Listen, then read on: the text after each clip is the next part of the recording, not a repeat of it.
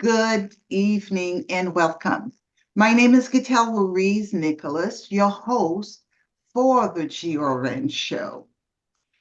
April is, I guess, since 1970, we started out with Earth Day, and since then it has evolved into Earth Month, which is during the month of April from the 1st till the 30th of the month. And since its inception, there's been a number of environmental laws that have been passed and significant, if I may say. For example, the Clean Air Act, the Clean Water Act, and the Endangered Species Act, they all have been enacted during Earth Month in April and many more. So as we become a little more aware of what's going on, we hear that our planet is in crisis. And, many scientists, they say that climate change is a global crisis. And you could see that, the glaciers, the melting, we could be, I was watching something, it might have been tennis, and somewhere, I don't know if it's Switzerland or Australia, it was snowing. So those are effects of climate change. So with us today, we have a guest who is doing her part to tackle the issue of climate change and sustainability. She is the councilwoman of the city of Plantation, and she had the foresight and the vision to create the Sustainability and Resiliency Advisory Board. And the role of the board is really to kind of advise the council on different initiatives as well as ways to really get the residents engaged and become more aware as to how everyone can do their part to sustain, to make sure our planet is sustained. So Councilwoman Jennifer Andreu is with us, and I am so pleased. Good evening, Councilwoman. Good evening, and thank you so much for having me on your show. It is a true honor to share this time and space with you. Great, great. Well, I have to tell you, I'm really pleased with the direction that the advisory board is going. And even, when I see students, high school students, they are becoming so much more aware. So I think people are dying to see how can they make a difference. So I am so glad you're here with us. And maybe tonight, people can pick little nuggets of what each and everyone can do so that we can tackle climate change together. But before we begin, I would like to kindly invite my viewers to really get on our social media platform, like, comment, share. When you share and when you comment, it really gives us an idea of what are some of the things that you have found informative and what's important to you. So Councilwoman Andreu, we're going to start with the very basic. What is climate change and how does it affect us? So, I am not a scientist. I'm going to give you the real elementary school version of what climate change is. I go to a lot of these summits, especially as you mentioned, April being Earth Month. And I have been with some of the most renowned scientists who are tackling this problem that we have worldwide, as you also said. So, on a really elementary scale, climate change is just the change in temperatures and weather patterns that we are seeing. And now we're seeing the warming of the earth, and it is impacting our sea levels right here in South Florida. It is, as you said, shrinking our mountain glaciers, and our human activity is causing the Earth's temperature to rise at a higher and faster rate than in the past.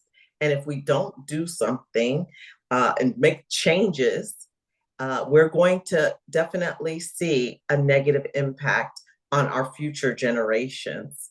For example, we're already seeing, we thought we were not affected here in Plantation because we're further west. Mm-hmm. So we thought, oh, this is a problem only on the east side But no, we saw in the storm last year how severe flooding impacted us right here in Plantation, Mhm. how our hurricanes are happening more frequently and also at a more severe rate. And all of this is because sea level rise. I was recently at the Sierra Club Earth Day event and had a wonderful presentation from a group. I would encourage everybody to go and look for an artist. His name is Xavier Cortada, and he is doing a great art project with students right here in Broward County Public Schools about sea level rise. And right here in Plantation, we, by the year 2100, are estimated to have a 7-foot sea level rise, 7 feet. Wow. And my house, the elevation is 7.7. Oh my goodness. So imagine, I thought I would be leaving my home to my children, their children, but at the rate we're going, we'll be underwater. And this is a real concern. And it's right here, it's right now. We're not talking about, a lifetime away. This could happen relatively soon if we do not do something drastic to change our behaviors and tackle this climate change issue. That is really scary. That is really scary. And you've done something a couple of years ago, I want to say in 2022. I want to ask you what inspired you to create the Sustainability and Resiliency Advisory Board as a member of the council for the city of Plantation? So, as you know, I was elected in 2020, and it was right in the midst of COVID and everything happening. And one of my commitments to the constituents, after walking and hearing what residents had to say and talking to other commissioners throughout Broward County, I felt like Plantation was behind the 8 ball. We did not have a sustainability and advisory board. And so it was one of the things that I set out to do, one of my big first initiatives when I was successful in 2020. And very proud that we've been able to launch that board. You sit on that board in an advisory capacity, along with one of my designees, who is the chair of that, Dr. Julie Long, who has a lot of experience in under this umbrella that she brings to the advisory board. And you all have been able to come up with some wonderful initiatives that are going to benefit our community. I'm really excited about the Green Business Award. It's something that I also had been pushing for a while, and the advisory board really gave it the momentum that it needs so that we can go out and recognize our businesses that are already making the conscious decision to buy products that are environmentally friendly and sustainable, products that have been recycled, paper in lieu of plastic. So we are really excited about launching that. I hope we're going to bring our Chamber of Commerce on board and recognize those businesses who are making great efforts to reduce their carbon footprint. Super. And I have to tell you, it's very rewarding and it's a learning experience for me. The more I get into it, the more I think, wow, this is really an issue that everybody should get on board with. Like you said, by 2021, we really do not know where we will be as a community as it pertains to the sea level rise. So you've mentioned the green business, which we're also excited about. What are some example of initiatives that have been successfully been implemented as it pertains to sustainability and resiliency? Sure. So you may have recently heard that we just received the Tree City USA designation, and that was given to us by the Arbor Day Foundation. So we're very proud of that. And some of the other initiatives, if you will, have been, we just recently did a proclamation that I sponsored also this month for food waste prevention, because starting the week of April 1st, that was Food Waste Prevention Week. That is also something I'm encouraging our residents to do by composting. I recently started composting, and it's a wonderful way, again, to reduce the need for landfills. We also are doing an Eye on Water, which is, yeah, every resident can go online and they can establish an online account for their utility bill and look at their water conservation and monitor that every month. And then, therefore, hopefully, if they see it spiked one month, maybe they had a leak and they need to address that. Or if they see it going up, they can say, okay, let's turn off our faucets when we're brushing our teeth. We don't need to take such a long shower, and hopefully alter some of those day-to-day habits to conserve water and energy. We were talking earlier, just you and I kind of offline, about doing things around your house, like getting solar panels and also the storm impact windows. That helps reduce your energy bills as well. Those are huge things. As a city, I'm sure you already know about our shred-a-thon days that we sponsor, our household hazardous and electronic events days that we sponsor, where you can properly dispose of all of those electronic products and paint and those hazardous materials to make sure, again, that they're not harming our environment. And then, of course, our tree giveaways. If we're going to be a tree city, of course, we're going to give trees away to the residents to plant. And not only is it beautiful, it's also helping the emissions and our environment as well. So we encourage all of those small things that will eventually go a long way. So if each person does their part, right, we'll be better off by the year 2100. And I know you said, why did I get involved? Why was I so passionate about this? Again, this is not my background, but my whole campaign was about being focused on our future. So every time I'm making decisions, I'm really thinking about the next generation of Plantation resident, our youth. And we owe it to them to be responsible and make sure that we leave this planet better than we found it, so that it can continue for our children, our grandchildren, and our great-grandchildren.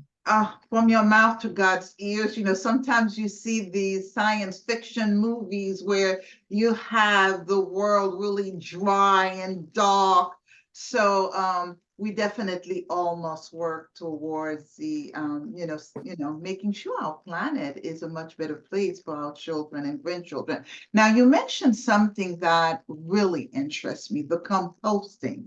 I think many years ago, the city of Hollywood might have given people a little container that they would put in their backyard. Tell us what you're doing.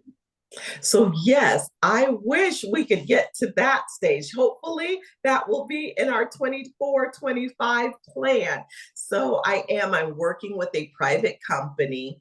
There is right now a small fee for it, but I'm hoping that if we can get more people involved, that fee would be reduced. And if we did something maybe citywide where we could even pick up the fees for all of our residents, even better if we can incorporate that into our budget. And it's exactly as you said, I have a bucket, if you will, that I keep in the kitchen. And any, banana peels and all of our food that we don't eat, we put right into there. They pick it up every 2 weeks, and it can go into gardens. I want to, when I retire, start my own garden, and then I won't even have to turn it in. I will be able to use that to feed the soil, the nutrients, so I can have my own garden. But yes, so they use all of that, and it's a wonderful, wonderful way, like I said, to reduce the impact that we're having on our landfills. And also you see and you become just more aware and more self-conscious about the food that you're wasting. So now I have tailed back kind of the food that I order or prepare for my family. And I realized, okay, I can freeze some things, and we can reheat them. We can, have leftovers tomorrow. So you're just making those small changes again in your day-to-day activities that ultimately do make a big difference. Great, which leads me to the next question. I have a lot of viewers perhaps this might be a subject matter they haven't really followed. So to those who are fairly new to the topic, what role can they as individual play in you mentioned composting, perhaps they may not be able to. What are some other ideas you have as it relates to individuals doing their part? Sure. So another petition that you may have seen is with Publix, because we all love to go grocery shopping right here at our local Publix. But we're really trying to urge Publix and the consumers to use recyclable bags. And again, we need to end our reliance on plastic.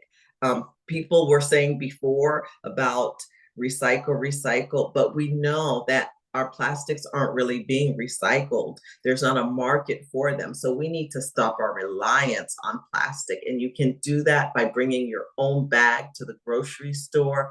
I keep it in my car, in my trunk. And every time I pull into the store, I just grab my own bags.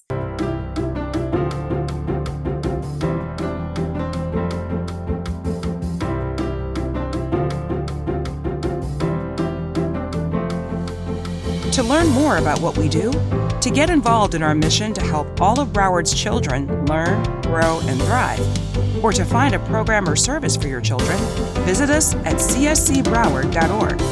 Children's Service Council of Broward County. Our focus is our children.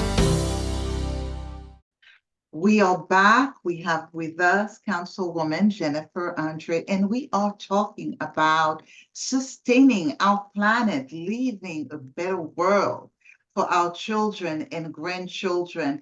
And right before the break, we were talking about what can each of us as individuals do to really leave the planet a better place for the next generations to come.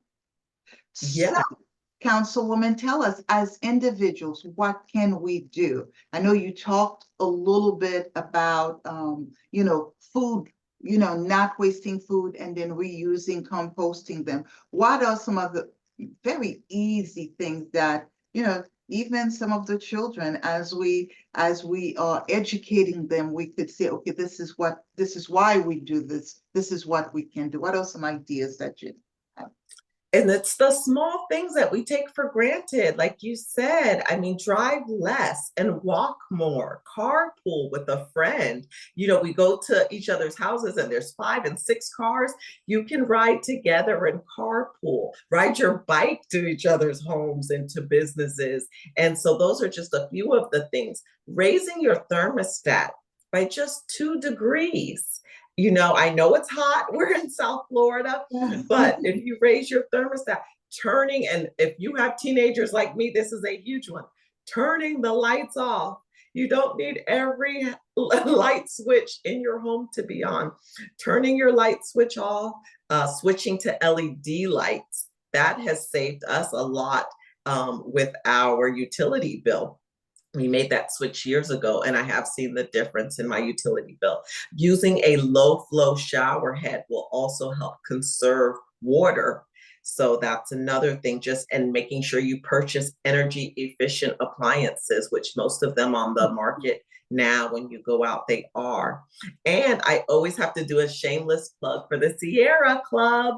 So join groups like the Sierra Club and other environmental groups so that you can get involved and stay abreast of the topics, stay aware of the petitions that are going around and they're asking for support. It's a minimal fee and you help so much by advocating for the environment and for advocating for others who will push these topics, because I know people are busy. They might not have the opportunity to necessarily fly to Tallahassee or to Washington, D.C. to go and speak to Congress, but their little donation will help put the right people there to do that on their behalf. And then we mentioned already, solar panels and impact glass in your home. All of those things are small changes that each one of us can make to help. It's interesting. You've mentioned you can't wait to retire to have your own garden. The other day I went to visit a friend. She had tomatoes, she had bell peppers, And it's a real, it's when you're talking about organic, that's real organic. Yes. Yes, and then all the pesticides that are going into the fertilizer in these products, and then we're wondering, why we're having the health issues that we're having, but a lot of it comes from those pesticides. So when you compost and you're putting that nutrients into the soil and growing your own tomatoes and mangoes and avocados and eating that, yeah, your life expectancy absolutely is higher, and there's the data to prove that. And my 90-year-old father can definitely testify to that.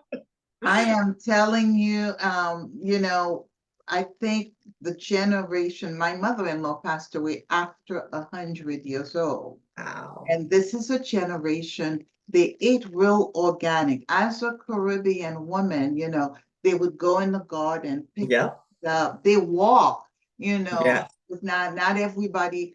And, basically she had all her faculties. That's what it means when you are able to live in an environment that is sustainable. You're growing your food, you're walking. So all the way around, it's better for you. So, and I see that many communities now that we do not have the space that we used to have where, people would build horizontally. Now every city, because of the lack of housing, they are building vertically, Yes. meaning that it's so much more, I guess it's better once you have everything around you. You're able to walk to the store, you're able to walk to restaurants. So, our world here in South Florida is changing. And I want to say it's for the better as we move towards this agenda. So, you hear all kinds of conversations about the EPA. Tell us a little bit about the role of government. Where are we as it relates to threats as well as opportunities? For example, I know there's a lot going on right now. And also there's always the threat. If they get rid of EPA, what will we do? Tell us, share with us your insights about that. So the EPA plays a vital role in preserving the environment and protecting all of us, because they are the enforcers of the standards for air and water quality. So I hope that the EPA will never go away. They provide so much research and education and outreach to promote sustainability. So again, and regulate the pesticides and those hazardous waste disposals. So we need to be under that EPA umbrella. But as you said, there are large lobbyists, and they are powerful, and they have the financial resources to alter the regulations sometimes. So again, that's why it's so important for everyone to make sure that we are supporting groups who have the same philosophy and mindset that we do, and want to ensure that we maintain our environment and promote sustainability. So we have to fight the good fight, if you will, to preserve the EPA and the role that they play, because it is vitally important. I don't envy them in DC. I don't envy them in DC, because the lobbyists, we've seen it in so many areas. This is just one. We could talk about gun control and everything else. It's very difficult and challenging to strike that balance, and not be swayed in the wrong direction. So yeah, the EPA is needed. We need those white papers that they put out. They are the leading edge of all of the research, so that we can continue to reduce our carbon footprint. The more you think about it, 2021, if the sea level rises and we have 2100, not 2021, it's gone. 2100. If we do not have an agency like the EPA, imagine, it's like anything goes. Yeah, I can't imagine. Like you said, it would be probably like some of these movies. I can't imagine. I can't imagine because look at the things we've already experienced with oil spills and Mhm. and all of the catastrophes we've had, the wildfires. So we need the EPA. We can never let the EPA be disbanded. And on the positive side, there are also some very exciting things going on. You know, there's a lot of funding for homeowners. Maybe we can talk a little bit about that because I think on the other side, you have groups and governmental entities working very hard to ensure that we're doing what needs to be done to sustain our communities and our planet. Yes, there are a lot of grant funds available to do solar panels and to retrofit your home and harden your home.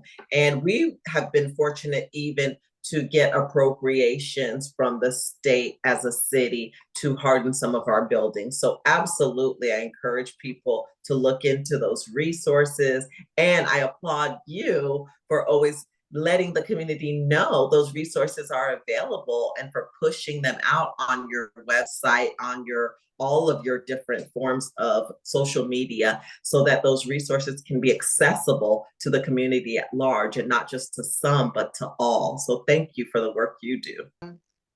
One last question I'd like to ask you, Councilwoman. You are running again for City Council. I really think you brought in a lot to the table during your first term. Tell us a little bit about what are some of the things you would like to continue to do? Oh, thank you. So yes, I have decided to run for re-election in 2024, and I want to continue serving our great residents in the city of Plantation where the grass is greener. It has been my honor and privilege, and I really mean that. And I like to think of myself as a public servant, not as a politician. And so I want to continue really focusing on our youth. As I said earlier, we're going to expand the scholarship opportunities that we give to our high school seniors every year. We're going to, of course, continue working on sustainability issues. We want to make sure that we are good fiscal managers of our $240 million budget, continuing to strengthen our police and fire, who already do an excellent job, but we want to make sure that we continue to support them with the equipment they need, making sure they have state-of-the-art resources. Their response time is already incredible, and we want to continue to make sure that they have a great pension plan and a strong pension plan available.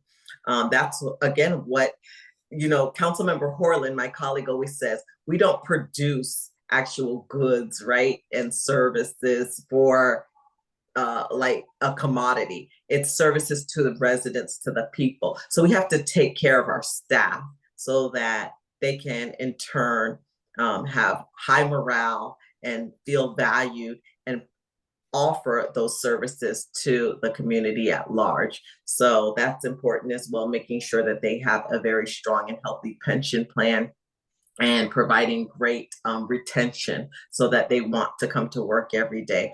A few other initiatives that we have in store hopefully will be Central Park. We're looking at ways that we can do a makeover, if you will, of Central Park.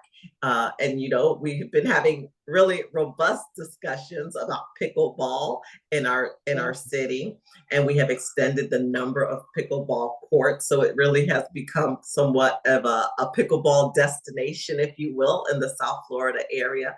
So all of those things that we're hearing from the residents that they want, and that's been really the best part, is connecting with the people and finding out what do they want for the city. The number two, I think 1 and 2 that I've already heard from people as I've been door knocking, they want traffic congestion issues resolved. So I think the Midtown Bridge will help with some of the traffic congestion. And then another one that actually surprised me has been with our recently has been with code enforcement. So they want to make sure that code enforcement is out and people are following all of our rules and regulations, especially in terms of parking and short-term vacation rentals. You know, we don't want to have, we love visitors to our city, but we want to make sure that we don't have them with the party houses and infringing really on everybody else who's in the neighborhood in terms of noise and, again, congestion and traffic. That certainly sounds like a plan. I just want to say thank you to you, Councilwoman Andreu. Thank you for all that you do, and I wish you well on your campaign. And to our viewers, we will be right back. Good night. Thank you. Good night. Thanks for having me. Super. This is one of our willow boxes. This is just filled with some of the things that we had started gathering for her while I was pregnant. Yep. There's her little baby book. This is the outfit that she was gonna maybe wear home from the hospital. All of these. This is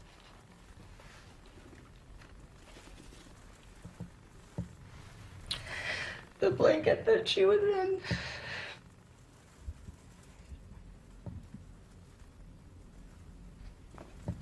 And these are her little footprints.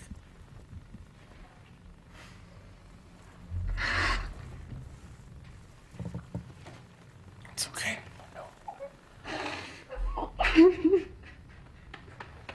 I'm Joe Biden, and I approve this message. We're talking about creating a more resilient community for the next generations to come, and our guest was Councilwoman Jennifer Andreu. And I wanted to bring out that this year's month, Earth Month, as I mentioned, the theme is planet versus plastic. And organizations, entities throughout the world are having different activities to increase the public's awareness of the world's environmental problems. In 2024, the city of Plantation launched its Green Business Program, as you've heard from Councilwoman Jennifer Andreu.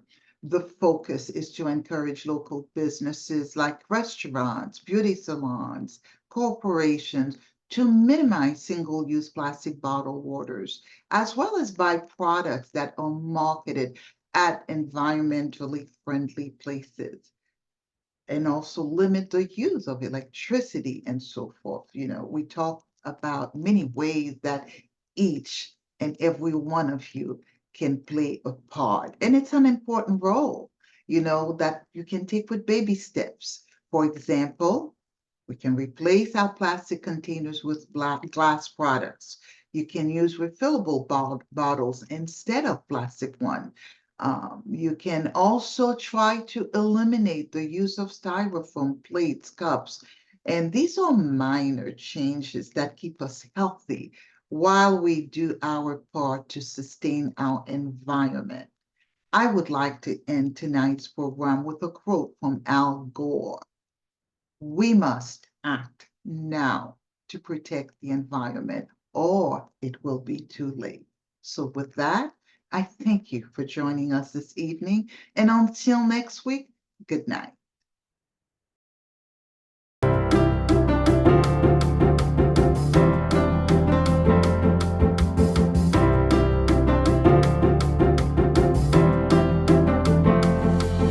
To learn more about what we do, to get involved in our mission to help all of Broward's children learn, grow, and thrive, or to find a program or service for your children, visit us at cscbroward.org. Children's Service Council of Broward County. Our focus is our children.